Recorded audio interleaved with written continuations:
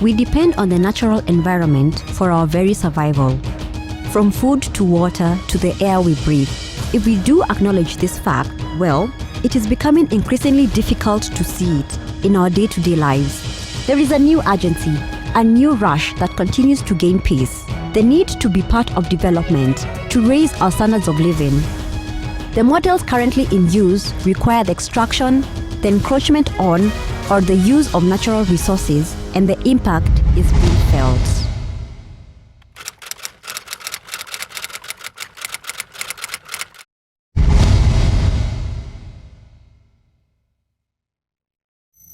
What then can be done? Well, the single most important thing, the best action, is to identify sites and species under threat.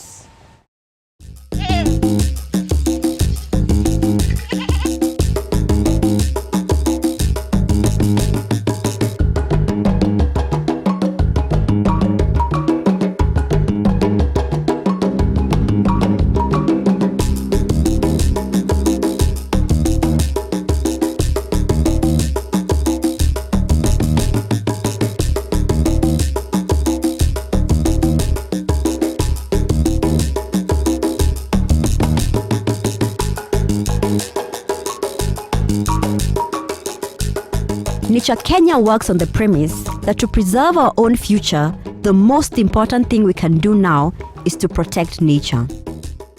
Nature Kenya support comes from the membership, where members provide the first level of support by becoming members of Nature Kenya. Financial support for the work that Nature Kenya and the partners are implementing in the Tana Delta is largely coming from UK aid or DFID, or Department for International Development of the government of United Kingdom. We have other supporters who are helping the work in the Tana, and including support from partner organizations like the Royal Society for Protection of Birds. The increasing incidences of droughts and floods, the change in weather patterns, these are not coincidences. They are the result of human activity, of the clearing of forest and grassland that absorb carbon dioxide, and the river and springs that also dry up as a result. The big problems that existed in the Tana Delta triggering this engagement by Nature Kenya include serious conflicts between development and conservation, conflicts between development and people, human rights, lack of policy framework to guide the development agenda in the Tana Delta in a way that ensured biodiversity survival, human rights in the area, and generally a way that guaranteed sustainable development. The Tana River Delta is a vast seasonal wetland complex.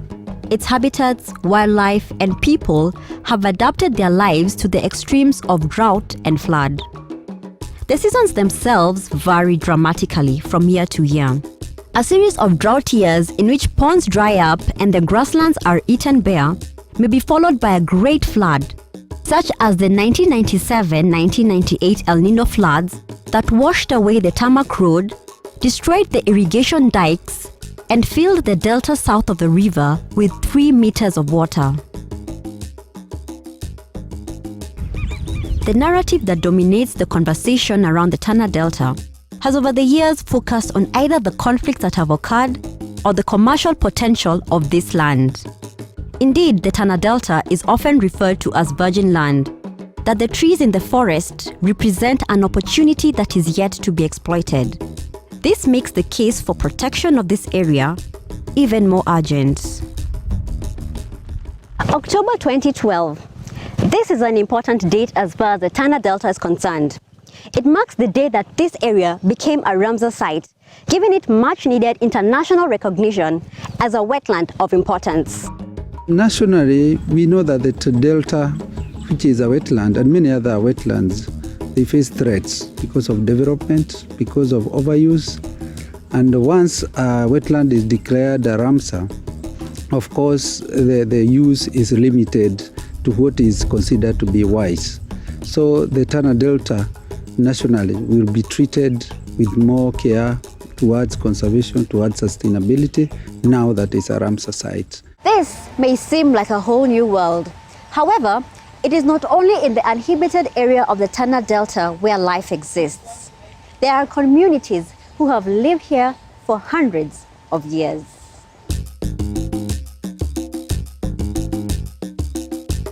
The people of Tana Delta have adapted their lives to seasonal extremes. Nearly 93% of the people live in rural areas and practice crop farming, livestock keeping, and fishing. When the wetlands are left undisturbed, they act like sponges, absorbing floods, storing the water, and remaining green during the dry season.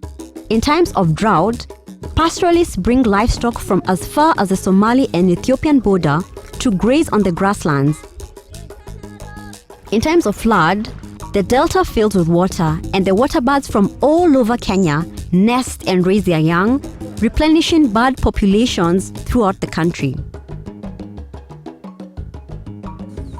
These communities have made their lives around this natural wonder. They respect the relationship that has formed the delta, the deposit of silt and minerals that enrich the soil that ultimately sustains them. This area serves more than 80,000 people who depend on the services that this ecosystem provides. The people have always known the value of the Tana Delta, but we have come in to encourage them and to help them in advocacy so that they can live sustainably in the Delta. Nature Kenya continues in its efforts to provide invaluable support through education and advocacy programs. Continued threats to the Delta, however, emphasize the urgency that requires the local people to take ownership of this site. The month of August in the year 2010, the community in the Delta came together in a powerful way. Article 42 of the Constitution provides the right of every person to a clean and healthy environment, which includes the right to have the environment protected for the benefit of present and future generations. On this basis, persons representing farmers, fishermen, pastoralists, and conservation groups in the Delta went to court seeking to halt large-scale commercial developments in the Tana Delta until a master plan was in place. Sisi tuliwapeleka kotini hususan,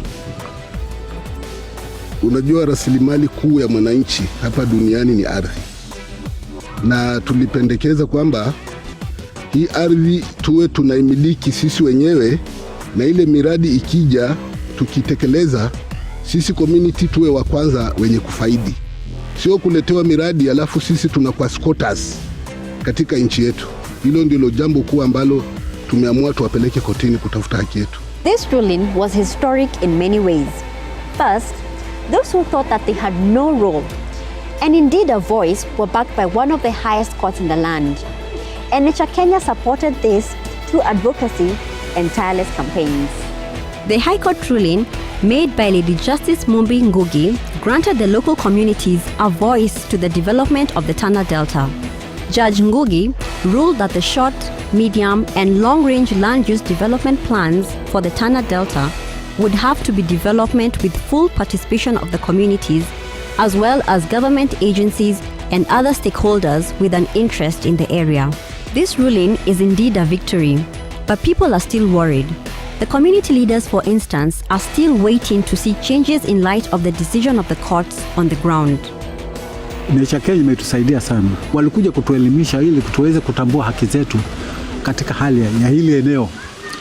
Na tumefikia kiwango paka kuiomba Nature Kenya, tukapeleka kesi kotini kwa sababu ya kushtaki serikali na mashirika tofauti kusudi ya kutunyima haki zetu. Tana Delta ni wetland.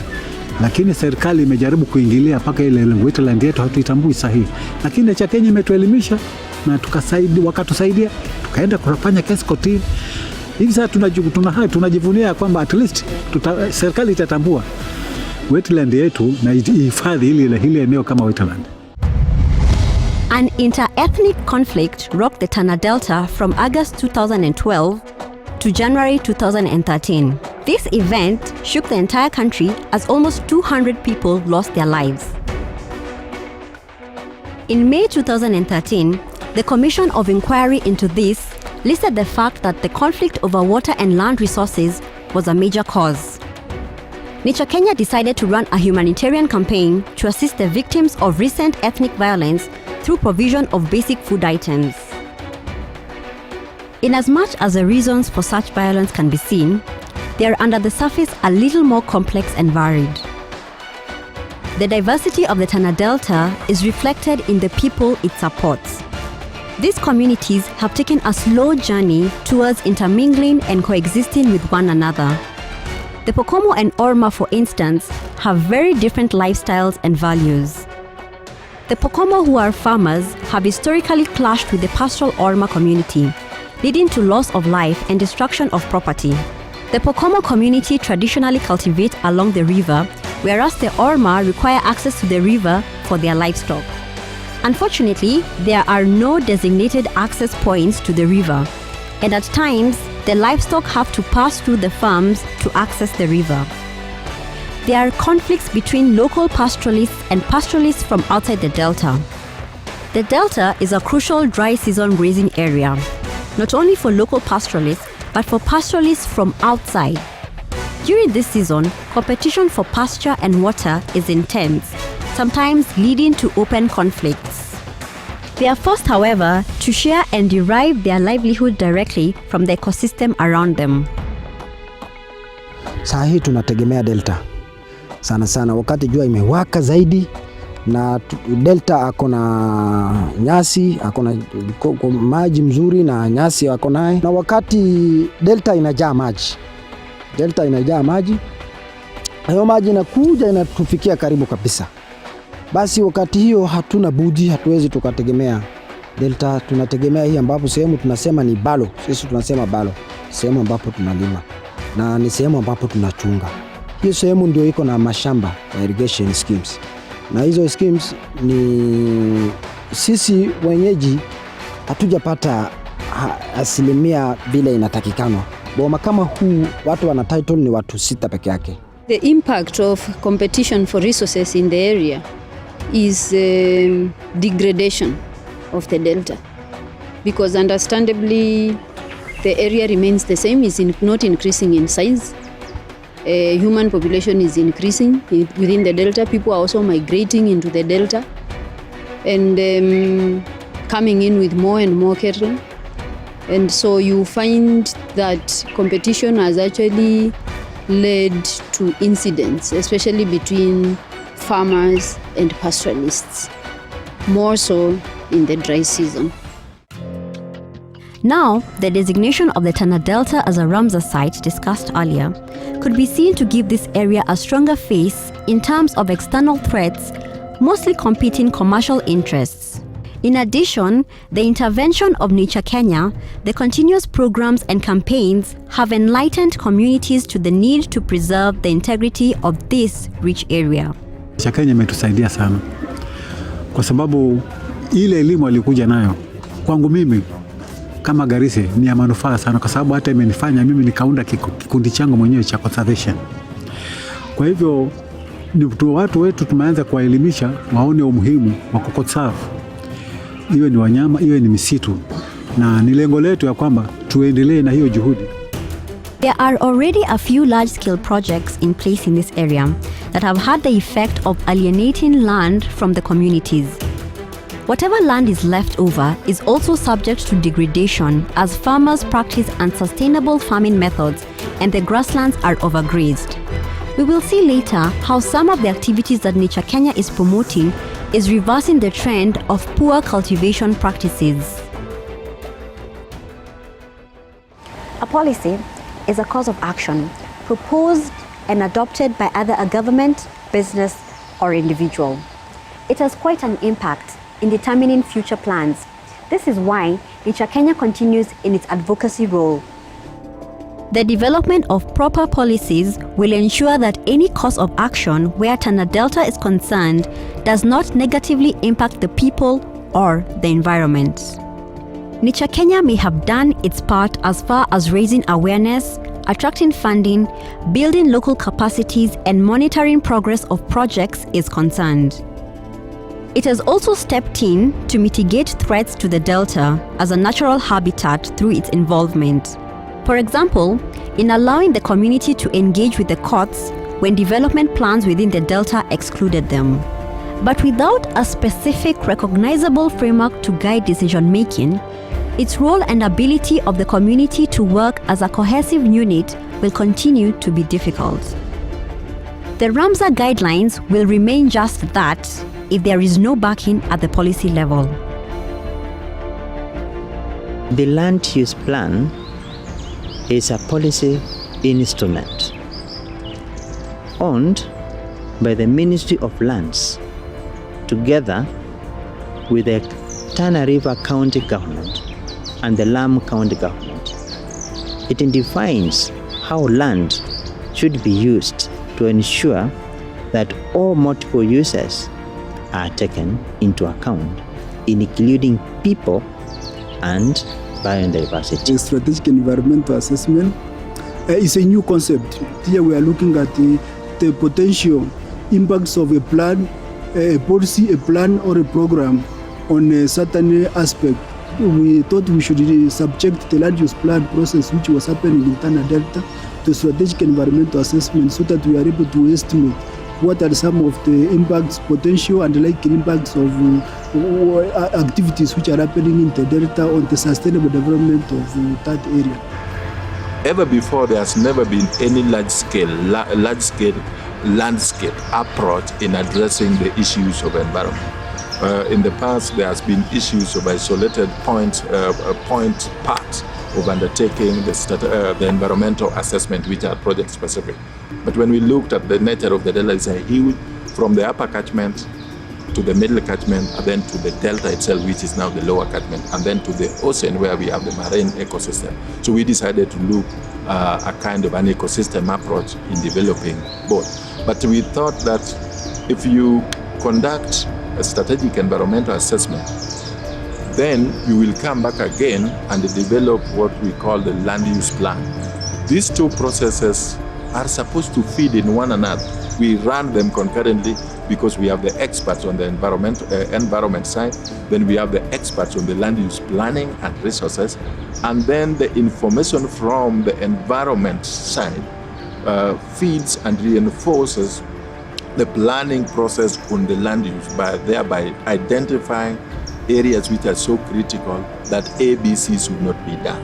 So it is this that makes this a very unique approach, and we like it. The framework is important to institutions such as Nature Kenya, in the sense that for once they will have a tool that will enable them first to monitor the kind of developments that are taking place in the Delta, with a view to ensuring that development does not threaten the critical ecosystems and habitats, wildlife habitats in the Delta. As a team leader, we have really been having a high level and frequent engagement with the Nature Kenya, because in this case, the project Nature Kenya is the project manager.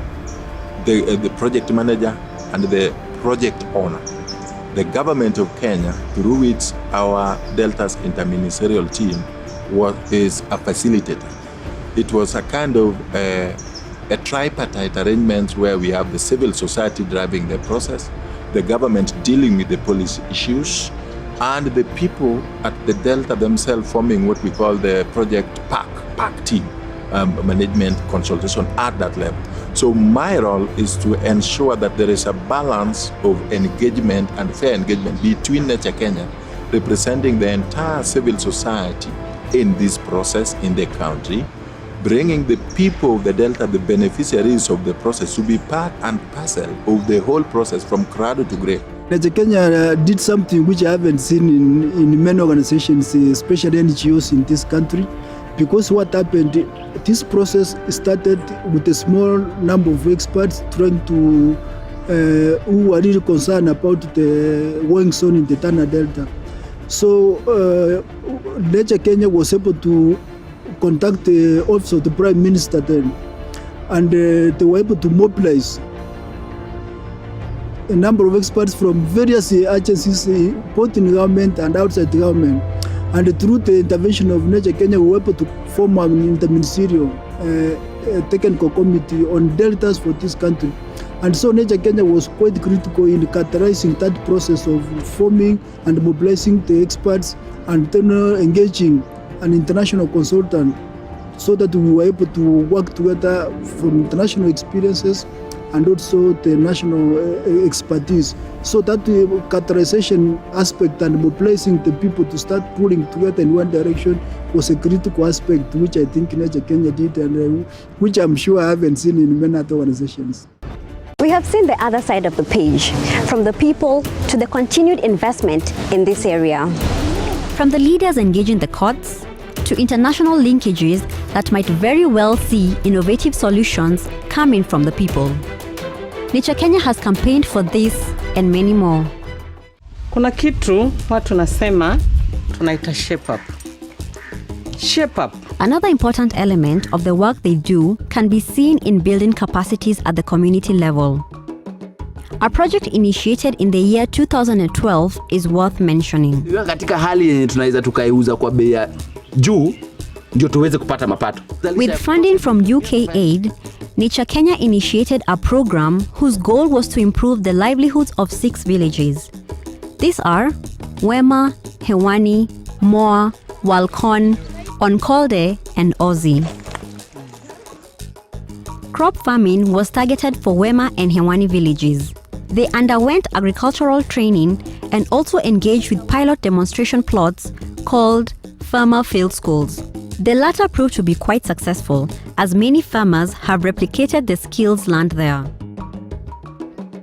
Mimi kwa jumla watu wa Nature Kenya wametusaidia na hii community yao walipofika wametuhusisha, wakatufundisha, wakatufanyia mashamba demonstration na sisi tukashika ule mafundisho yao, na sasa hivi mimi naona tunaanza hatua ya kusonga mbele na sisi tunaelewa. Kama mwaka jana wametufundisha, tumelima watermelon, pojo, tumefaulu. Iliyotufanya hasa tushirikiane na wafugaji ni kulikuwa mwanzo watu walikuwa wanalima na mbolea hii ya chemicals, lakini siku hizi kuna ukulima kwamba kuna ukulimaji ya kwamba ile mbolea ambayo tunatumia ikuwe ni ya hii mavya vinyesi vya wanyama hii. Kwa hivyo ushirikiano wetu na wao tulikuwa tunaenda kwao, tunachukua hiyo kinyesi cha ng'ombe, mbuzi, tunakuja tunachanganya pamoja. Sasa ile tunapanda. Kwanza Hewani Cooperative Society ni chama cha ushirika cha wakulima ambacho kimeanza mwaka 2005. Eco Finance Scheme ni scheme ambayo imeanzishwa mwaka jana na Nature Kenya. Na hiyo scheme inahusiana na kusaidia wakulima kwa kutayarisha mashamba. Pia tungependa kuwashukuru watu wa Nature Kenya, shirika la Nature Kenya kwa kutupatia hii grind hii posho hii rice mill hapa. Unajua zamani tunapovuna mpunga wetu tunaweka kwa store. Unakuwa padi. Tunauza padi. Na mara nyingi mpunga unaharibika. So tulipoongea na shirika la Nature Kenya walikubali kutupatia machine. Ndio hiyo hapo. Na hiyo machine imetuwezesha kubadilisha huo mpunga kuwa mchele, na sasa hii tumemaliza. Kahela dadkii abartu isku imaaday oo wax waxaanu sameeyeen oo la yiraahdo seminar dadka isku meel aaba ku keenay dadkii isku keeneen badhe. dunyadii si loo dhaqan hayo noobna sii bir annaka oo dhaqanahay aabay dhee qoladan oo beer dhaqatada ah iyo annaka aad iyo aad baa isku xag baa isku saacideena ayakana annaka waxaan naga qaadanay looda xarkeeda ayakana waxaan ka soo qaadanay dhagalay aqligaasna iyadana waxaan noo keenay qoladan oo Niger Kenya. Hapa Tana Delta kuna sehemu mbili wanawake wanatengeneza maziwa, Walcon na Onkolde. Niche Kenya mwanzoni walitueleza vile sisi tulikuwa tukikamua na tukiendelea kuyatumia na tulikuwa hatujui yani maziwa yana faida gani, lakini kwa yale elimu ambayo wametupea tumepata elimu ya kuwa na hizo tunasafirisha maziwa yetu kwingine, tunapata faida, tunakuwa yani tunawasiliana na wenzetu ili tujue yani wao na wao wanaendaje na sisi tunaendaje, na tunajua vile maziwa yanatumika siku hizi. 3 other villages, Hurara, Ziwani and Kipao, benefited from beehives. Other projects are still ongoing in the villages of Ozi, and the focus is on promotion of ecotourism and beekeeping activities. This has also been initiated in villages such as Hurara and Shirikisho. This is Moa village. As you can see, Nature Kenya supported the construction of 2 fish ponds, and the community was provided with pumps, liners, fingerlings and fish feeds.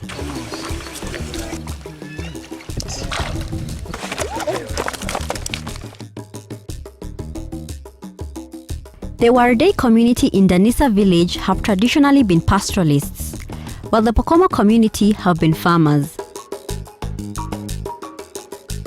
As Kenya develops, lifeways are changing, and some Wardei people now also embrace crop farming. Hassan Yusuf Guyo, secretary of Danisa Small Scale Farmers Association, is one such farmer. Hassan, like many other aspiring farmers in the Tana Delta, came to learn about crop farming at the Farmers Field School in Wema and Hewani. Farmers Field tulisomeshwa jinsi ya kupanda, kuvuna, kutumia mbegu bora. Villagers in Danisa also set aside land for a community conserved area. This community conserved area will protect the water and soil, and its birds will attract visitors. The community decided to plant for their land after awareness created by Nature Kenya on the ongoing land use planning process. By November 2013, the group harvested 32 tons of tomatoes and 48 tons of watermelon grown through irrigation. In addition, the community cultivated and sold onions and kale, earning a total income of more than 1.8 million shillings. In Bandi village, the community harvested 3 tons of maize grown through flood recession agriculture.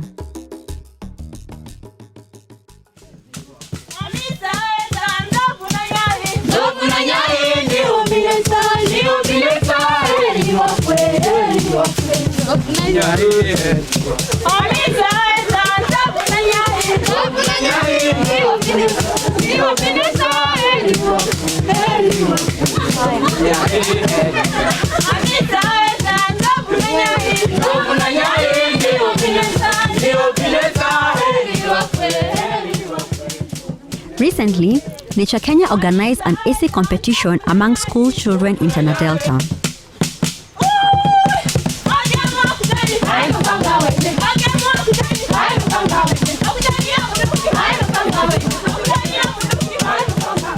And I'm the one who won the last year competition. It's a competition about conservation of the environment. The environmental essay competition was about conservation of the environment. We were told to write about the environment, how it's important to us, and what we can do to conserve it. The environmental education competition was exciting, and it attracted the interest of me as the teacher and also the students. The school has taken steps on conserving the environment, and we have planted trees. That is the main thing, the major thing we are doing now, planting of trees, and we have various kind of trees that we planted. We planted them last year, and we are still planting. An initiative such as this empowers young residents from an early age. In future, they will be in a position to better understand and appreciate the rich biodiversity that surrounds them, even coming to its defense where necessary. In addition, the young adults within the Tana Delta have gained a wealth and breadth of knowledge and have already begun to act as an important bridge between the elders who are still the decision makers. This investment in the youth is in line with their guiding principle that, to preserve our future, the most important thing that can be done is to safeguard and invest in the present.